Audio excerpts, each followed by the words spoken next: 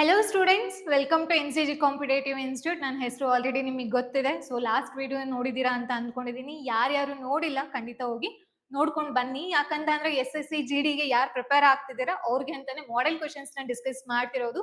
And ಇದು season 1 episode 2 ಆಗಿರುತ್ತೆ.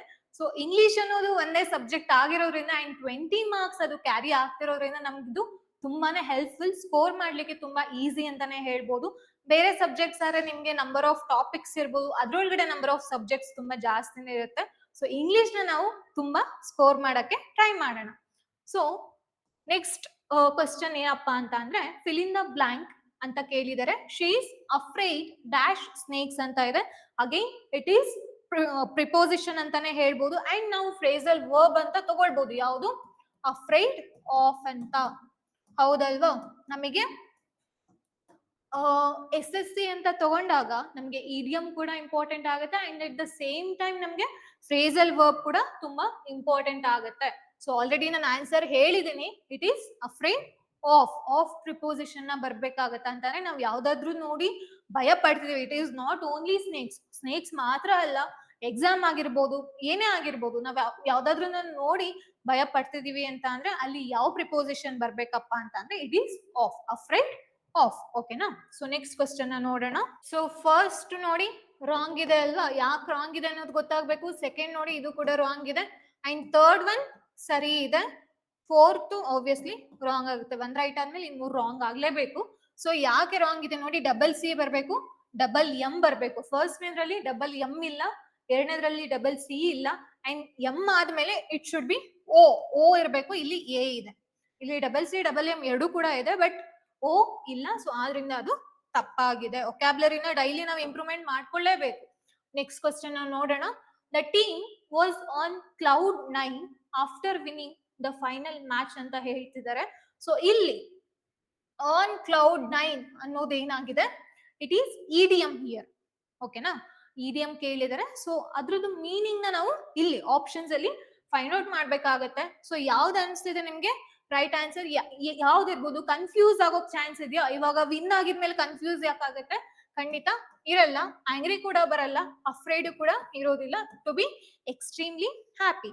For example, ಇವಾಗ ನಮ್ಮ ಸಿಚುಯೇಷನ್ ಗೆ ನಾವು ರಿಲೇಟ್ ಮಾಡ್ಕೊಂಡ್ರೆ, she was on cloud 9 after clearing the SSC GD exam ಅಂತ ನಾವು ಸೆಂಟೆನ್ಸ್ ನ ಫ್ರೇಮ್ ಮಾಡ್ಬೋದು. ಸೊ ಯಾವುದೇ ಒಂದು ವಿಷಯನ ಕಲ್ತ್ಕೊಳ್ಳಿ, ಅದನ್ನ ನಿಮಗೆ ನೀವು ರಿಲೇಟ್ ಮಾಡ್ಕೊಳ್ಳಿಕ್ಕೆ ಟ್ರೈ ಮಾಡಿ. ಅವಾಗ ಏನಾಗುತ್ತೆ, ನಮ್ಗೆ ಅದನ್ನ ತುಂಬಾ ಬೇಗ ಗ್ರಾಬ್ ಮಾಡ್ಬೋದು. ಅಂತಂದ್ರೆ ತುಂಬಾ ಚೆನ್ನಾಗಿ ಅದನ್ನ ನೆನ್ಪಿಟ್ಕೊಳ್ಬಹುದು and at the same time ನಾವು ಕಲಿಬಹುದು.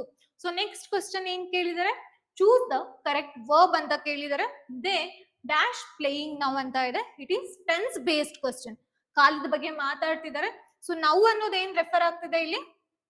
ಪ್ರೆಸೆಂಟ್ ಟೆನ್ಸ್ ಇದೆ. ಹೌದಲ್ವಾ? ನೌ ಅಂತಂದ್ರೆ ಇವಾಗ ಮಾತಾಡ್ತಿರುವಂತದ್ದು. ಸೊ ವಾಸ್ ಬರಲ್ಲ, ವರ್ಬ್ ಬರಲ್ಲ. ಹೌದಲ್ವಾ? ದೇ ಅನ್ನೋದೇನು ಪ್ಲೂರಲ್. ನಾವು ಸಬ್ಜೆಕ್ಟ್ ವರ್ಬ್ ಅಗ್ರಿಮೆಂಟ್ ಅಲ್ಲಿ ಗೊತ್ತಿದೆ ನಮ್ಗೆ ಏನಂತ. ಸಬ್ಜೆಕ್ಟ್ ಸಿಂಗ್ಯುಲರ್ ಇತ್ತು ಅಂದ್ರೆ ವರ್ಬ್ ಕೂಡ ಸಿಂಗ್ಯುಲರ್ ಇರಬೇಕು. ಸಬ್ಜೆಕ್ಟ್ ಪ್ಲೂರಲ್ ಇತ್ತು ಅಂದ್ರೆ ವರ್ಬ್ ಕೂಡ ಪ್ಲೂರಲ್ ಇರ್ಬೇಕಾಗತ್ತೆ. ಸೊ ಇಲ್ಲಿ ದೇ ಅನ್ನೋದೇನು ಪ್ಲೂರಲ್ ಆಗಿರೋದ್ರಿಂದ ಈಸ್ ಮತ್ತೆ ಆರ್ ಅಲ್ಲಿ ಯಾವುದು ಪ್ಲೂರಲ್ ಅಂತ ಅನ್ಸುತ್ತೆ ನಿಮಗೆ? It is are. ಹೌದಲ್ವಾ? They are playing now and it is present continuous tense. Present continuous tense formula ಏನ್ ಬರುತ್ತೆ? ಸಬ್ಜೆಕ್ಟ್ ಪ್ಲಸ್ ಈಸ್ ಆರ್ ಅಥವಾ ಆಮ್ನು ಕೂಡ ತಗೊಳ್ಬಹುದು ನೀವು. ಐನ ನಾವು ಯೂಸ್ ಮಾಡ್ತಿದೀವಿ ಅಂತ ಅಂದಾಗ ಅಂಡ್ ಅದ್ರ ಜೊತೆಗೆ V1 plus ING plus object. ಹಾಗೆ ಅಲ್ವಾ ಇರೋದು? ನೋಡಿ, ಸಬ್ಜೆಕ್ಟ್ ಅನ್ನೋದು ದೇ ಇದೆ, ಆರ್ ಆಗುತ್ತೆ. ನೆಕ್ಸ್ಟ್ ನಾವು ಹೆಲ್ಪಿಂಗ್ ವರ್ಬ್ ತಗೊಂಡಾಗ ಅದಾಗಿದ್ದಾದ್ಮೇಲೆ ಪ್ಲೇ ಅನ್ನೋದು V1, ಅದ್ರ ಜೊತೆ ING ಸೇರಿಸಿದಾಗ ಏನಾಗುತ್ತೆ? ಪ್ಲೇಯಿಂಗ್ ಆಗುತ್ತೆ. ಹೌದಲ್ವಾ? Playing now. ಅರ್ಥ ಆಗ್ತಿದ್ಯಾ? ಇದು ಯಾವ ಟೆನ್ಸ್? Present continuous tense.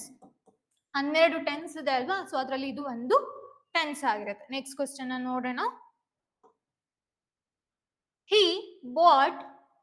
ಇಲ್ಲಿ ನಾವೇನ್ ಐಡೆಂಟಿಫೈ ಮಾಡ್ಬೇಕಪ್ಪ ಅಂತ ಅಂದ್ರೆ, ಆ ಸೆಂಟೆನ್ಸ್ ಕೊಟ್ಟಿದ್ದಾರೆ, ಅದ್ರಲ್ಲಿ ಒಂದು ಎರರ್ ಪಾರ್ಟ್ ಇದೆ ಅಂತ ಅಂದ್ರೆ ತಪ್ಪಾಗಿ ಕೊಟ್ಟಿದ್ದಾರೆ. ಸೊ ಅದನ್ನ ಯಾವ್ದು ಅಂತ ನಾವು ಐಡೆಂಟಿಫೈ ಮಾಡ್ಬೇಕಾಗತ್ತೆ.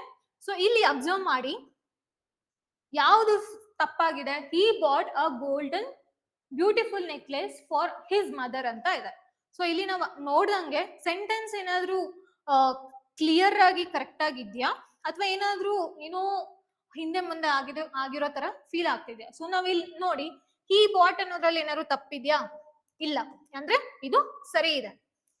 ಅನ್ನೋದು ಕೂಡ ಸರಿ ಇದೆ. ಅದ್ ಯಾವ ನೆಕ್ಲೆಸ್ ಅಂತ ಗೊತ್ತಿಲ್ಲ. ಗೋಲ್ಡನ್ ನೆಕ್ಲೆಸ್ ಹೌದು, ಅದ್ರಲ್ಲಿ ಏನ್ ಡಿಸೈನ್ ಆತರ ಪರ್ಟಿಕ್ಯುಲರ್ ಆಗಿ ಏನ್ ಹೇಳ್ತಿಲ್ಲ. ಆರ್ಟಿಕಲ್ ಸರಿ ಇದೆ. ಗೋಲ್ಡ್ ಅಂಡ್ ಬ್ಯೂಟಿಫುಲ್ ಅನ್ನೋದ್ರಲ್ಲಿನೂ ತಪ್ಪಿದೆ. ನೆಕ್ಲೆಸ್ ಫಾರ್ ಹಿಸ್ ಮದರ್ ಅನ್ನೋದು ಸರಿ ಇದೆ. ಇಲ್ಲಿ ಏನಾಗ್ಬೇಕು, ಈ ಅಬ್ಜೆಕ್ಟಿವ್ ಏನ್ ಕೊಟ್ಟಿದ್ದಾರೆ ಅದು ಏನಾಗ್ಬೇಕು, ಬ್ಯೂಟಿಫುಲ್ ಗೋಲ್ಡನ್ ಆಗ್ಬೇಕು. ನಿಮಗೆ ಯಾಕೆ ಇದನ್ನ ಕ್ವಶನ್ ಆಗಿ ನಾನು ಕೊಟ್ಟಿದ್ದೀನಿ ಅಂತ ಅಂದ್ರೆ, ನಿಮಗೆ ಹೈಯೆಸ್ಟ್ ಕ್ವಶನ್ಸ್ ಕೇಳಿರೋದೇ ಫಿಲಪ್ ದ ಬ್ಲಾಂಕ್ ಅಲ್ಲಿ ಈ ಪಾರ್ಟ್ ಇಂದ. ಅಂತ ಅಂದ್ರೆ ಅಡ್ವರ್ಬ್ ಮತ್ತೆ ಅಬ್ಜೆಕ್ಟಿವ್ ಯೂಸೇಜ್ ಇದೆಯಲ್ಲ, ಅದು ತುಂಬಾ ಅಂದ್ರೆ ತುಂಬಾ ಇಂಪಾರ್ಟೆಂಟ್ SSC GD ಎಕ್ಸಾಮ್ ಅಲ್ಲಿ. ಸೊ ಯು ಬೆಟರ್ ಏನು ತುಂಬಾ ಚೆನ್ನಾಗಿ ಅದನ್ನ ಕಲ್ತ್ಕೊಳ್ಳಿ ಅಂತ. ಓಕೆನಾ? ಸೊ ಇದ್ರದ್ದು ಮೀನಿಂಗ್ ಗೊತ್ತಾಗಿದೆ, ಅರ್ಥ ಆಗಿದೆ ಕ್ವಶನ್ ಅಂದ್ಕೊಂಡಿದೀನಿ. ಸೊ ಇದು ಸೀಸನ್ 1 ಎಪಿಸೋಡ್ 2 ಇಲ್ಲಿಗೆ ಕಂಪ್ಲೀಟ್ ಆಗುತ್ತೆ. Will see you in the next session. Thank you.